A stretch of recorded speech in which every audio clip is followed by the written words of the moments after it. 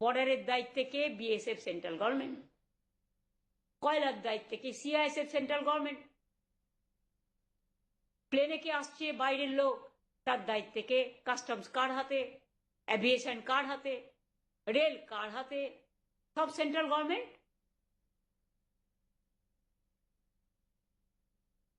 CRPF কার হাতে? Central government. আর্মিও তোমার হাতে, সেন্ট্রাল গভর্নমেন্ট।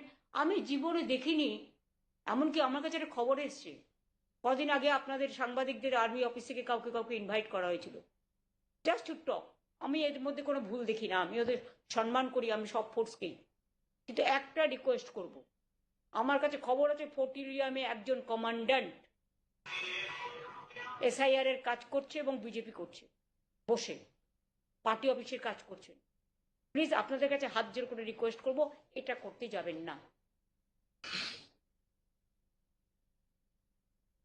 যারা সত্যিকারের চোর ডাকাত, ধরুন কটা কেস হয়েছে বিজেপির? খুনি, ডাকাত, ধর্ষককারী, হত্যাকারী, হাওলাকারী, কটা কেস হয়েছে?